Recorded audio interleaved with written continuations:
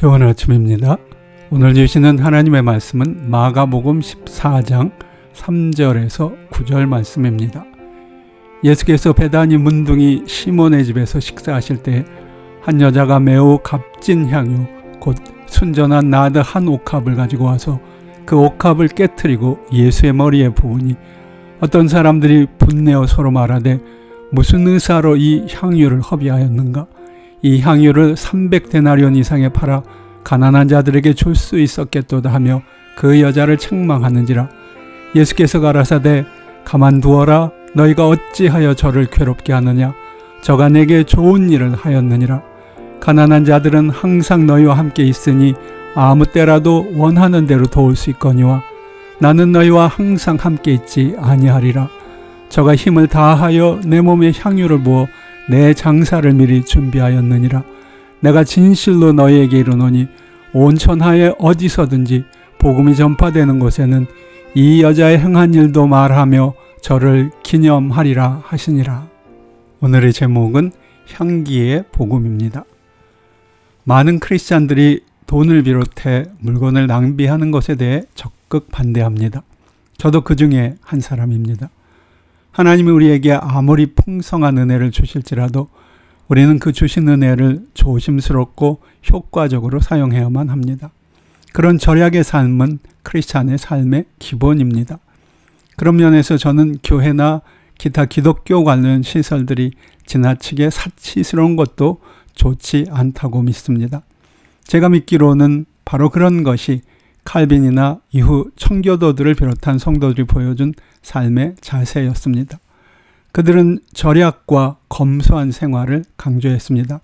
그러나 그들은 결코 구두쇠는 아니었습니다.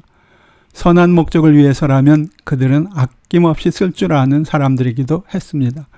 그래서 학교, 병원, 고아원, 그리고 선교지의 수많은 교회들을 지었습니다.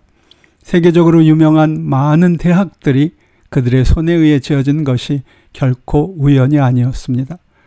그렇다면 과연 그들이 생각한 선한 목적이라는 것이 어떤 것이었을까요?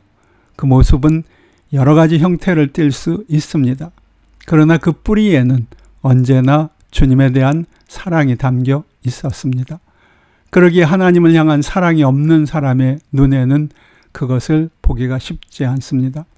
심지어는 낭비처럼 보일 수도 있습니다. 오늘 말씀 보면 심지어 예수님의 제자들 중에도 그런 사람들이 있었습니다. 예수님이 고난을 받기 위해 예루살렘으로 들어가시기 전 지금 베다니에 머물고 있습니다.